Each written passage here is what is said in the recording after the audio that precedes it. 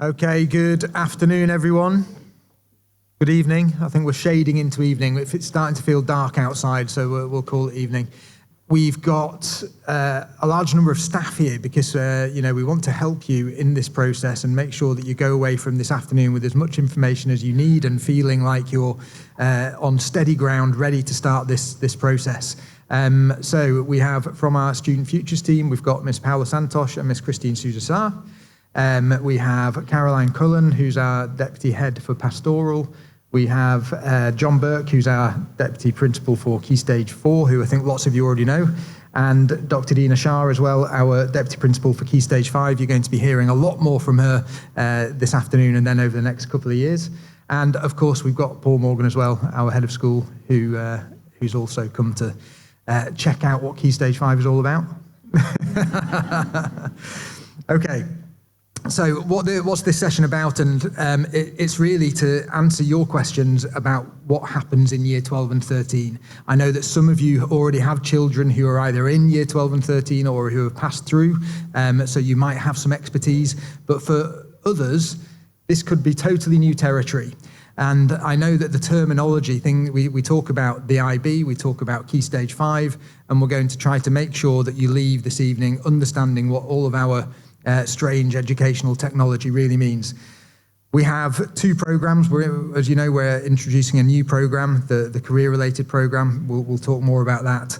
And we'll talk about the options process, the support that we give at school, and give you some guidance on the things that you should be thinking about over the next few months as as you and your children work up to making those choices. There are a lot more events to help you with that. The next is on Monday, the 25th of November. And that one is going to be specifically looking at how IB option choices can impact future university pathways. It's a very complex landscape. So we decided to separate these two events and deal with them and give them the time that they deserve, because that event on Monday, the 25th, will create a whole new set of questions and definitely deserves that extra time. Then January the 23rd is the moment when you'll be able to come in and hear and speak to subject teachers about what their courses are like and what the experience might be like if your child chooses a particular subject. So Key Stage 5, this is the top of the secondary school education, the end of school education really, and your children have been all the way through, some of them all the way through at St. Julian's. They're moving into that phase now, age 15, 16 at the moment, and they'll soon be going into year 12. What's it like? What are we expecting of a student in year 12? Well, if you think about how your child has grown and developed, hopefully, over the last 13 years or so while they've been at school, it's going to continue. That change in the level of independence, hopefully the level of organisation that they have, is going to continue and will need to continue. Their curiosity about the world, I hope, has grown, and that again will need to continue and expand, because in order to be successful in the world, and definitely in the IB diploma, they need to be looking beyond their immediate environment, and we're expecting them to engage in the world around them and to be thinking more critically about the world around them. If they are starting to do all of those things, then definitely they can be successful in the IB diploma. What do we offer? Well, lots will stay the same. Although students come back in year 12 and are wearing their own clothes, it's easy for us to think of them as completely different people. We know that they are still 16-year-olds in their own clothes, and therefore our tutor group system with the strong relationships that we've developed over the over previous years, the teachers that hopefully they know and love, and the things like health and citizenship remain consistent and form the foundation of what is a really good education at St. Julian's. So the process we have, before today, actually, I should mention there has been some work with Student Futures already on Moresby profiling and exploring some possible pathways and some possible areas of interest that we hope, and the intention is that has helped students to start to think about what kind of person they would like to be when they leave school. and that is going to shape the choices that they make. We have the session that I mentioned on November the 25th, and then between now and February 2025, there will be opportunities for students to talk with their tutors, their subject teachers, the students who are already in Key Stage 5, and even students who've left will come back and talk about their experiences. The Student Futures team, we have H&C lessons. Students will then write a letter of motivation that will form the basis of a one-to-one conversation. In fact, it will be more than one conversation that they will have with a member of the leadership team to talk about why they are making their choices. And the reason behind that is to have some accountability and to make sure that they're not flippantly making choices. And we'll talk a bit about some good reasons for choices in a little while. And then the subject information evening, where you'll be able to speak to subject teachers and get some specific information about maths courses and language courses, which we know can have quite a significant impact on onward pathways. And then the deadline for the options forms to be in is February the 17th. The reason that we have that quite early, it might seem like a long way in advance of them actually starting their courses.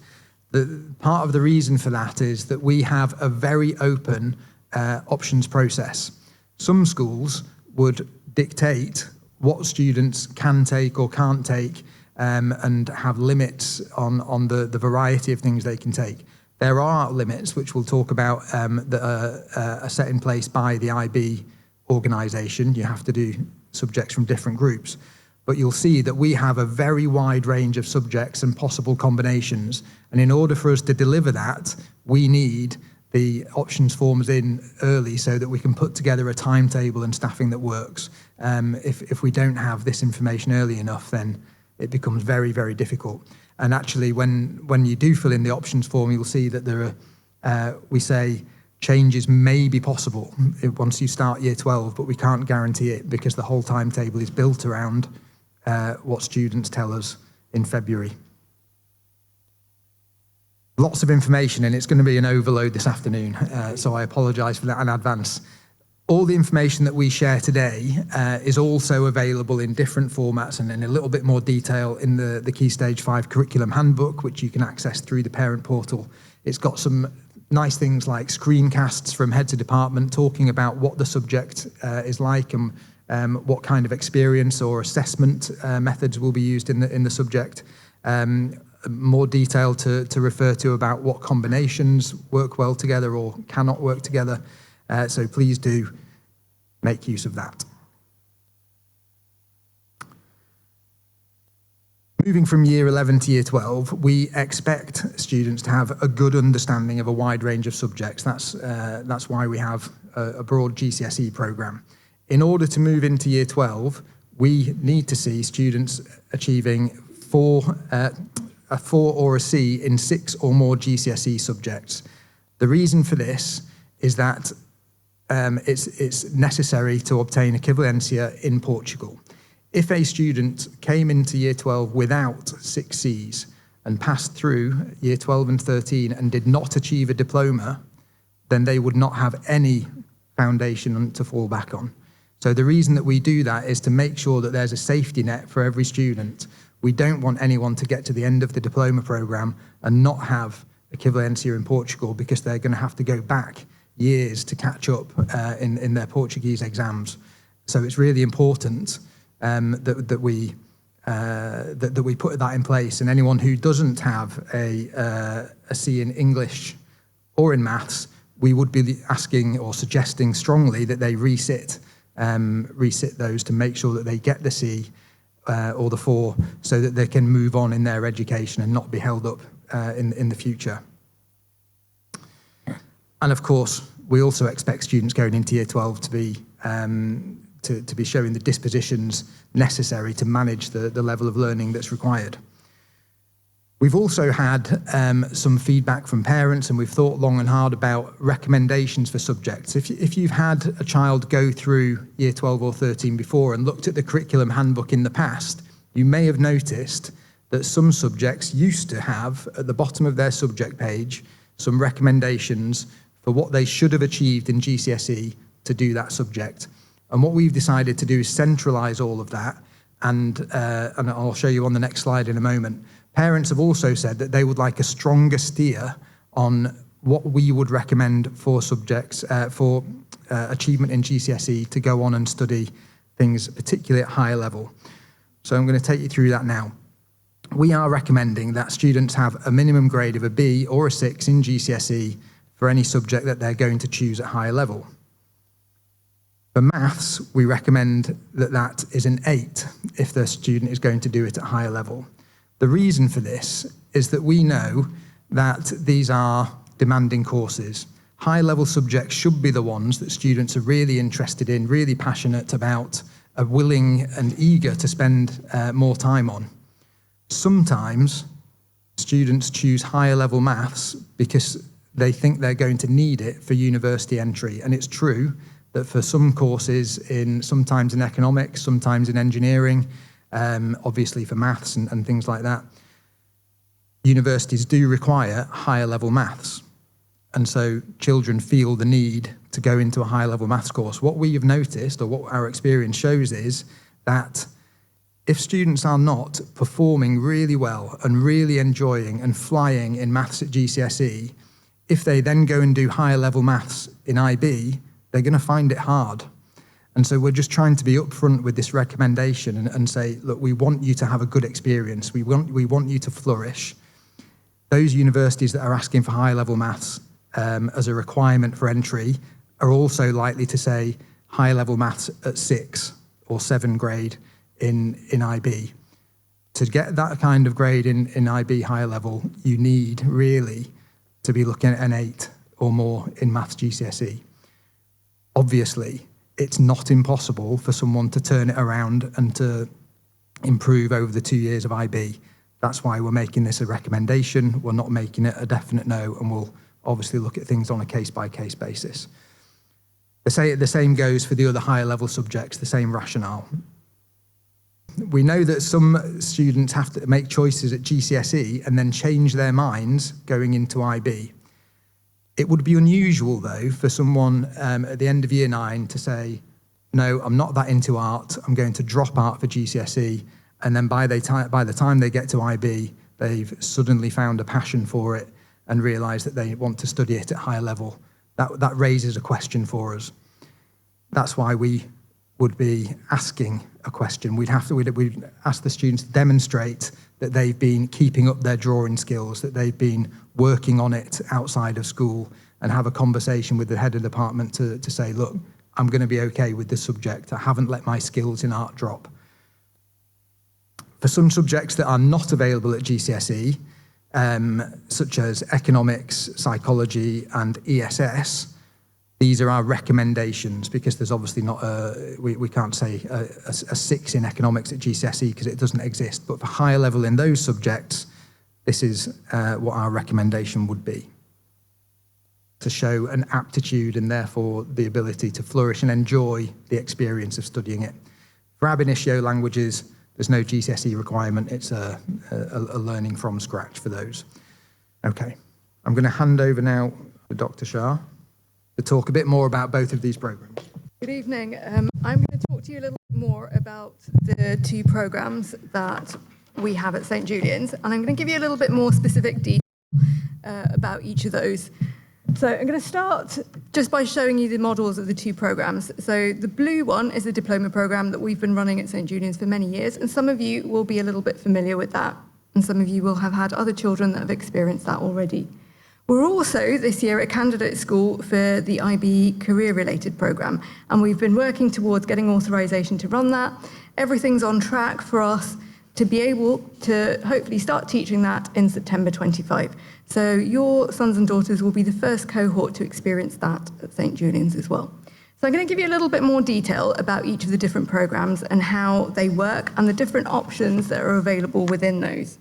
So starting off, first of all, just to tell you a little bit about the similarities of each of the programmes.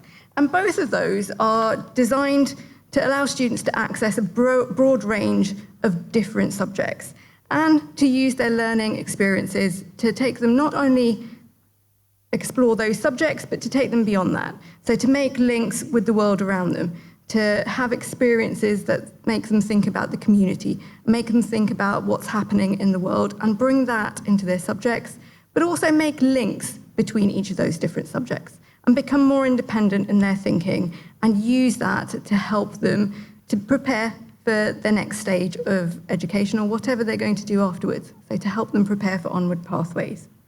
And all of those programs that IB designed, so both of the ones that we have, are underpinned by thinking about international mindedness and thinking about the attributes that we have in our 6 Cs as well. So thinking about all of those skills. Each of those has some similarities. So for our diploma program, students study 6 different subjects, and that gives them a breadth of knowledge in lots of different areas.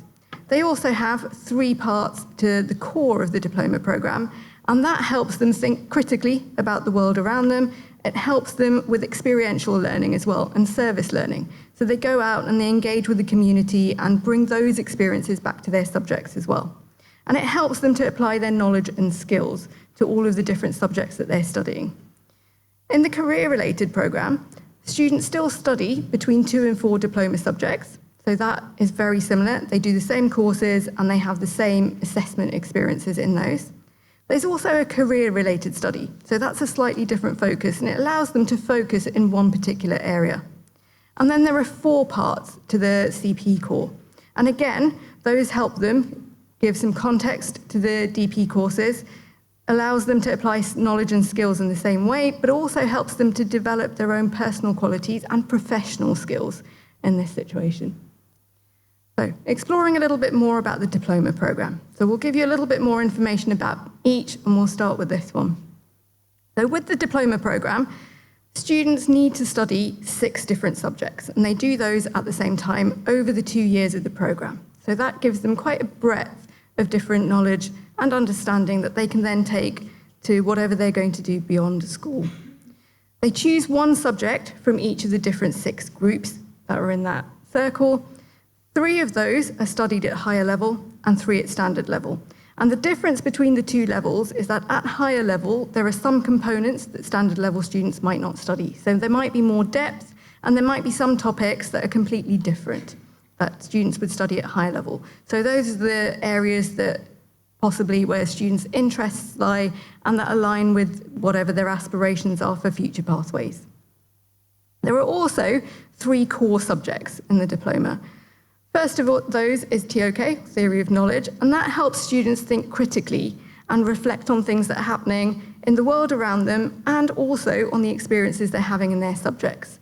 And they bring all of that learning and understanding to TOK, and they use that for their different assessment components in TOK. But it also helps them to think about all of the experiences they're having and how they know something and who they are as a person. The extended essay is a research-based essay, and students have to write a long essay, but they start working on that in year 12 and continue over many, many months. The topic is something that students choose themselves, and it's something that they'd be really interested in. And quite often when we talk to students when they're applying for university or when they return, it's one of the things that they remember doing fondly because it's something they've been really interested in and really engaged with. And then they have creativity, activity and service, which is CAS, and they engage in experiential learning. So they look at developing existing talents, or they look at trying something new. They engage with the community around them, and that could be the community in school or beyond that, in our local community. And they look at providing some service to different parts of those communities as well. And it helps them become more socially aware. And hopefully that's something that they will carry forward as they leave school as well. So thinking a little bit more about what a typical week might look like for a diploma student. They would have 6 subjects. The higher level subjects, they would spend 4 hours a week on each of those. And we have 3 higher level subjects. And those are shaded in there at the top. They then have 3 standard level subjects, and they spend a little bit less time on those. So again, that allows for the difference in the different components that might exist in higher level that wouldn't in standard. So the extra time allows students to explore those. We then have the diploma core, And the time spent on that is about 3 hours a week, but there is some independent time that students need to spend outside of those timetabled lessons as well, particularly on the extended essay. And we also have H&C, and that will be familiar from previous years as well. So altogether, that's about 25 hours a week in the timetable. And there's a little bit of space there, which is not timetable, which students have as study periods. And that's where they can do some of that guided study and learn independent study skills, research skills, and all of those other things to help them manage their time a little bit. Okay. Now, thinking a little bit about assessment. So all of those subjects that students do in the diploma have different assessment components, and they have internal and external assessment components. Internal assessment is something that they would do in lessons supported by teachers, and those components are marked by teachers, but also moderated by IB. So IB will look at those and decide whether they agree with all of the marking or not. And they ultimately have the final say on the grades on those internal assessments. External assessment components are all marked by IB. And some of those are exams, but others are not. So something like the extended essay is an external assessment component. Students write the essay in school, supported by teachers, but that is then sent to IB in the same way that exams would be, and they mark all of them. Most subjects have exams, and those will take place at the end of year 13 in April or May. Some subjects, like visual arts, don't have any exams at all. All of their assessments are done either as internal or external assessment components, and they have a combination of those that students work on throughout the 2 years of the programme. So they don't just happen at the end, they happen at various points throughout year 12 and 13. And for other subjects where there are final exams, the internal assessments for those subjects will also happen throughout year 12 and 13. And what we try and do is spread those so that students don't have a very high workload at a particular point. So they're not trying to do internal assessments or external assessment components in 8 different things at the same time. So they're spread over year 12 and year 13. Right, so to summarise briefly, the diploma programme is a 2-year programme. Students do 6 subjects, 3 standard level and 3 higher level. And each of those subjects will contribute towards that final diploma, and each contributes 7 points. There are also 3 core components, and together, the theory of knowledge, TOK, and extended essay contribute a further 3 bonus points. So altogether, there's a maximum of 45 points that are available. In order to get a diploma, there are also some requirements that students need to meet. They have to get a total of at least 24 points. And that's really achievable when you think of all of the different things that contribute to that.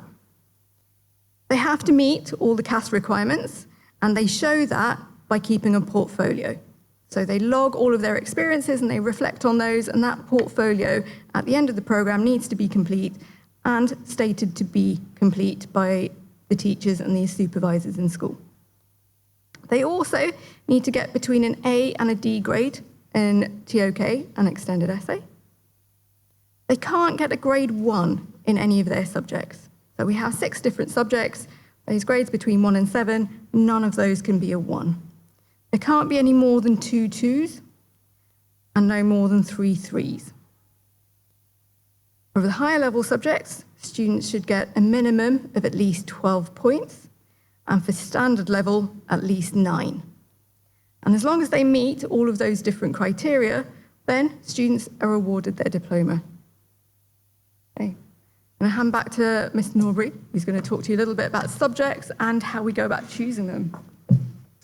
When Dina and I were putting together this presentation, there was a bit where I said, do you think we need to write this out? Because these acronyms are probably quite overwhelming. And I think it's easy for us to forget, you know, we're throwing CAS and TOK and HL and SL, and I'm about to do some more on this slide as well. That's what I was just thinking. What is SEHS? Sport, Exercise and Health Science, in case you were wondering. ESS, Environmental Systems and Societies. Are there any others on there? There's going to be more coming, don't worry. But do ask questions, obviously, when some of these slightly confusing acronyms come up. So with the IB diploma, students have to choose a subject from each of the 6 groups. except sometimes they can make alternative choices. So for example, in Group 6, you see it says arts and electives. They could choose 2 Group 6 subjects if they also choose ESS to cover 3 and 4 together, Groups 3 and 4 together. Or they could not choose a Group 6, an arts subject, and add an additional subject from Group 1, 2, 3 or 4. So they could be doing 2 sciences, for example, or 2 humanities, 2 of the individuals and societies. So it's complex, and as I said earlier, St Julian's offers a really wide range of courses. When I've been doing research on other schools, there are very, very few schools that offer quite as many courses as we do, which is really good for students to develop the programme that is really right for them, but also means that this part of the process of deciding what to select hopefully is exciting, but also difficult. I talked earlier about what are good reasons to choose or not choose. I'm going to start with the bottom and what you shouldn't consider. I've put there what your parents did at university, and I think that's something that you sometimes overhear conversations that parents have with their children and about what it was like when they did it. So firstly, the courses could well have changed significantly. I'm casting no aspersions about your age. You may or may not have done the IB diploma, and the IB diploma is different to A-levels or whatever other qualifications you may have done. And university's definitely changed as well. So whilst we as parents, or you as parents, really do want to guide your children, I think it's best to do that with the help of the information that we're providing and not just based on your own experience. I put on that slide earlier that we hopefully have teachers that you know and love. There is no guarantee that the teacher you had in GCSE or in Year 9 will be the one that you have for IB. All of our teachers who teach IB are experienced and excellent teachers. What your friends are doing is quite a dangerous road to travel, and I think quite often when we get to the conversations that we're having with students in January, February time, before they submit their options, and we sit them down and talk through that letter of motivation, and they've said, okay, I'm doing economics. You go, okay, why? What is economics? And when you ask them what economics is, and they go, it's numbers. Then you know it's a sure sign that they haven't really done the investigation. Maybe their elder brother or sister is doing it and they're pretty cool. Maybe their mum or dad did it and they're doing quite well financially. So economics is a good choice. Those are not good enough reasons. So we really want to encourage students to think carefully about what they enjoy in school, and that's what the Moresby profiling helps with. What interests you? That is a difficult, nebulous question, and it's worth spending time thinking about. The Moresby profiling might have given some indications, but hopefully over time and over the GCSEs, young people are starting to get to know themselves, but that might be where you can really come in and help to steer them and say, look, I know that you really enjoy whatever it is. I know that I've seen you getting into those newspaper articles or books or websites about this thing. And help to steer them in that. In terms of career aspirations, I put a question mark there because the IB diploma is broad enough that it keeps many, many doors open. And it's not necessary for students now, age 15 or 16, to know exactly what they want to do. And certainly for me at that age, I had no idea. However, we do know that some students are leaning towards, I mentioned engineering before as an example. If students are leaning towards that, then yes, the IB options are going to either keep doors open or close them for some very specific courses. And our Student Futures team are going to talk a lot more about that on November the 25th. And that's why that's a session that's worth attending or watching back if you need to. Grade potential we've already talked about, and I think it goes hand in hand with what you enjoy and what interests you, usually. You're going to have to spend some more time on these subjects outside of school hours. I think it's quite common for students to, I don't want to use the word coast, but to go through GCSEs, maybe not working at their absolute maximum and doing well. And that isn't going to continue in IB. So making sure that they choose subjects that they're prepared to spend the extra time on is really important, and will make the experience more enjoyable. Going in to do something because they think that their friend has said or their friend's brother said is interesting is not the right reason. And also we want students to take some risks and try something new. We have this fantastic range of subjects. If you've got your core HL subjects that you already know really suit you, then picking something else that's new and interesting might be a good opportunity. In terms of language courses, again, there are some grey areas from the IB on this. So Group 1 and 2 are the language groups, the language blocks, and Group 1 is Language A. So these are languages that students are already able to communicate in fully. It could be their native language or one that they are very, very proficient in. Likely that they would have studied this at GCSE level as a first language already. So for the majority of our students, their Group 1 will be either English or Portuguese. That's not exclusive. There are some other options, but those are the two most common. Language B, Group 2, is an additional language learning course. And this can be Language B or Ab Initio, a completely new language. And at St. Julian's, it's Spanish we offer as Ab Initio at the moment. And we do not allow students who are native Portuguese speakers to take Spanish as an Ab Initio language because it's too close for it to be fair. And so students who are native Portuguese speakers, quite a lot of them do Spanish as a language B and are successful in that. It's quite a common route for many of our Portuguese students. Again, on November the 25th and in January, we can talk more about some of the grey areas that are created in an international school where students have quite different and complicated backgrounds when it comes to language. And we can dig into that on an individual basis. Maths as well, it's already come up a couple of times, and so there's some more acronyms here for you. So Maths AA is analysis and approaches, and that is what you might consider the more traditional maths. There's more of the algebra type maths in that course, although there is also some in the other option, which is Maths AI, and that is applications and interpretations. That's slightly more statistical application of maths into sort of humanities. For example, as a geographer, that would be the kind of maths that would have suited me, because it would have helped me in the research and analysis that I might have been doing in geography. There will be specific guidance related to maths, but some questions to consider, and this is in the Key Stage 5 curriculum handbook, this image that shows some of the different aspects of maths and how the different courses are broken down and what the various components are. So, for example, over on the right-hand side, as you look, that's the maths analysis higher level course, and you can see that there is a lot of algebra.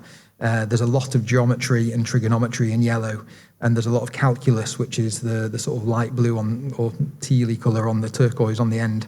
Whereas the applications course, which is on the far left, applications SL, there's much higher focus on the aspects like functions and statistics and probability. So worth thinking and digging into what is it that I enjoy about maths? Do I enjoy maths? If the answer is no, then you need to be thinking carefully about what your maths course is, because there's no escaping maths in the IB diploma, I'm afraid. But more to come on that. Now we're going to hear a bit more about the IB career-related programme. Okay, so the second programme then, the IB career-related programme, for which we're looking to start teaching in September 25. So first of all, just to think a little bit about what the difference might be for students choosing between the two programmes. So who is the CP for? And that programme is designed for students who've already determined what their area of specialism is going to be. They want experience in that field. They've already got a clear pathway in their mind. And they could benefit from doing fewer exams and more coursework. And that takes a different kind of learning and a different kind of approach to learning. So that's something to consider as well. And also for students who might benefit from a narrower focus, because although you have all of those different components, you can focus that on a particular area of study. So for us, that's going to be geared towards business. And if that's your specialism and that's the area that you want to focus towards, then that would be a really good fit for you and a really good program. Okay? It doesn't require as many exams, but it does have a bit more coursework, so it's thinking a little bit more about independent learning as well. Now, looking at the structure of the program in a similar way to the diploma, it has a similar kind of model structure. For this one, there are between 2 and 4 diploma subjects. So the subjects that make up part of this program are identical to the diploma one, and students would be in the same lessons with the same teachers and the same students. And they do all of the same components, whether it's standard level or higher level, they'd be in the same class, indistinguishable. They have to do a minimum of 2 standard level subjects for the career-related program and up to 2 standards and 2 higher levels. And within that, you could choose a different variety of things. And we'll give you some examples of what a typical program might look like for some different students. There are 4 parts to the core in this case, and these parts of core act as a bridge between the academic learning and the career-related study, so the vocational part of it. And they enable students to get skills that they can apply to their different subjects, but also to the career. So they're looking at practical skills as well. And then there's the career-related study. For us, that would be BTEC in business. So to explain a little bit more about that career-related study, that's aimed to prepare students for further or higher education. And it gives them the opportunity to learn about theories and concepts by applying what they're doing and practicing some of the skills that they might use in that career. So it gives them meaningful context in which to use those and links with other organisations and other people that have experiences in those areas. Our career-related study here at St Julian's will be the BTEC in business, and that's the area we've chosen because it's been really, really popular with students for many years in the diploma programme. We have many students that choose business or economics as one of their diploma subjects, and many students that go on to study one of those areas at university or something very closely related to one of those. So it seemed like a really good choice for the career-related programme. The assessment for this is slightly different, and it's assessed throughout the 2 years of the course. And there's different coursework style assessments, so no final exam for this. And that programme is delivered in many different countries already. So the BTEC is something that's recognised and taught in lots of different schools around the world in 50 different countries that we know of at the moment. The core subjects for the career-related programme are slightly different to DP, but have some similarities. So the reflective project is a little bit like the extended essay. And students write an extended piece of work, but they can also use some other media to contribute to that piece of work. So it could be a podcast or a short video or something, as well as some writing. There's a service learning aspect. The title of that component is going to change to community engagement, starting in September 25, but it's very closely linked to the service part of CAS that the diploma students do. So they do very similar things in that. They're still engaging with the community around them, and they're still thinking about the different skills that they can develop and how they can help and support the different communities that they belong to. There's a language development component, and that makes sure that students are still exposed to different languages. So not just their best language, but another language as well. That too is going to change its name. It's going to become known as Language and Cultural Studies from next September. And then finally, there's a personal and professional skills component. And some of that actually has really good overlap with what we do already in H&C. So that wouldn't be any different. Those parts wouldn't be any different whether you do diploma or the career-related study. But there are some additional bits that involve ethical understanding and ethical dilemmas around the different careers. And that has some really nice overlaps with what diploma students might do in TOK. So with this, there are also some minimum requirements for students to be able to be awarded the career-related certificate at the end. They have to complete the career-related study satisfactorily, so they have to complete their BTEC and get a grade in it. For this one, for the diploma subjects that students take, whether they take 2 standard levels or up to 2 standards and 2 highers, they can't get anything below a 3 in any of them. So in at least 2 of the diploma subjects, they have to get a 3. And for the reflective project, similar to TOK and extended essay, students have to get between an A and a D. For all of the other components of core, they have to show that they've completed all of those satisfactorily. So again, like CAS, they have to keep a portfolio to show how they've made progress on each of those components over the 2 years of the programme, and by the end of it, that needs to be completed. So we thought we'd show you a couple of examples of what this could look like. Again, there's quite a lot of flexibility with this, but we were trying to think about students in year 12 and 13 or past students that we thought might have benefited from the opportunity to study on this programme.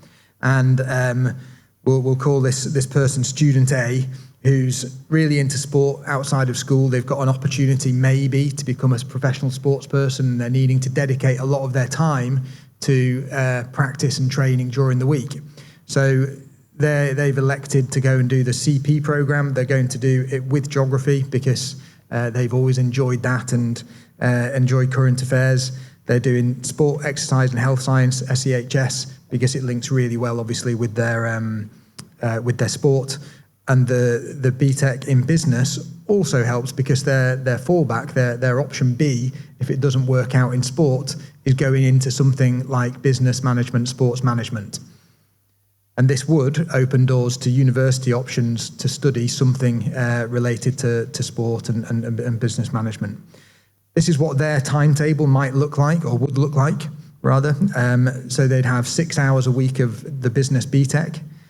That's taking up quite a significant amount of their time, and there's obviously a lot of coursework to do. They have their 2 DP higher level subjects, which are exactly the same as diploma programme students, their core and their health and citizenship, adding up to 17.5 hours a week. Now, if your memory's serving you well, you might remember that the DP students were on 25 hours a week. So there's quite an extra chunk of time that this student has, and they're able to go and do their training at their club outside of school while still maintaining everything that they need to do in school. It also means that they have a little bit more space and time to be doing that coursework. And Dina mentioned that we think the CP will work for students who would benefit from that narrower focus. Student B is interested in, not quite sure, interested in something maybe related to interior design, maybe something to do with design management and business. So they've chosen to do the BTEC in business in CP, obviously, along with English, language and literature, DT and maths. Now, obviously, you're maybe running through some other combinations. I said earlier about the diploma, you can't escape maths in the diploma. Maybe you do want to escape maths, and the CP gives you that opportunity. This student's timetable would look a bit like this because they've selected a standard level subject as well, and they're up to 20.5 hours per week, which is still less than the diploma programme. Now, obviously, the students that choose this, if they do have that extra time in their week, they need to be independent and organised and dedicated enough to be making the best use of that time, and that's something that we would obviously work with them on that. But when you're thinking about your own children and wondering whether the CP is right for them, then that's something to consider. Would they be able to manage their own time effectively and make use of it so that they're really making great progress in the subjects that they have? This is the big caveat with the CP at the moment. At the moment, it is not acceptable at Portuguese, or accepted rather at Portuguese universities. And if you want to keep the door open for Portuguese universities for your child, then they should not do the CP. They should do the DP at St. Julian's. It is recognised in many, many other countries, and you can do your own research easily on this, but some examples are up on the board there. Many universities in the UK accept the CP, many in the US and Canada, and then significant numbers in those other countries. Not all, but significant numbers. Some examples, the Amsterdam University of Applied Science. I should say actually that for most of these, when you go and do the research, they often say something along the lines of, we will look at CP students on a case-by-case basis, because there's so much flexibility in the programme, they can't say, we need you to have X, Y, and Z. So they usually look at them on an individual basis, certainly in the UK. For applicants to US universities, for example, it's much more holistic, the application process. So they're looking at much more than just a set of grades, which is essentially what the UK does. So some examples: the Amsterdam University of Applied Science, which is a very good university, Queen's University Belfast, an excellent university. They have a history of accepting the IBCP, including the BTEC that we're doing, the subsidiary diploma. The University of Bath, when I did my research there, Student A, the sports student with business, I found a couple of great courses for that fake student.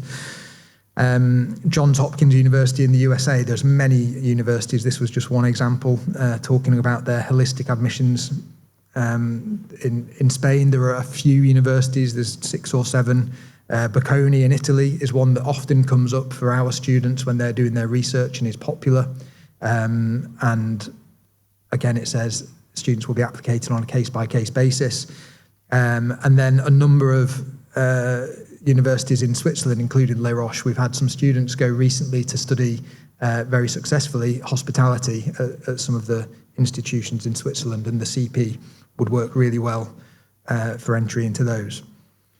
So it's complex, and we're actually, I sort of feel like I need to apologise to our Student Futures team, because we're chucking them this hand grenade basically, which has got so many potential options, but it's not quite as straightforward as the UK route, and they're having to learn and are ready to support you and your children when you're thinking about these options. So we're reaching the end of our presentation. We will be around for questions, obviously. We're asking for a show of interest, so no commitment at this stage, but your children will be sent a form, and there's a link also on this presentation, and we would be really grateful if by the 2nd of December you could give us an idea of, it's a very straightforward form, but give us an idea of whether the diploma or the career-related programme at St Julian's are on the table for discussion for you, or indeed if you're thinking of going elsewhere for whatever reason. We have the Student Futures event on November the 25th. I think I've mentioned it quite a number of times, because I think for obvious reasons now, I think the nuances and the considerations are important to think about, and we have some really expert guidance. And a final reminder of the roadmap over the next few months, leading up to February the 17th for the options form submission. Thank you very much for your attention, and we'll be here for some questions, but otherwise have a great evening, and we'll see you again soon. Thank you.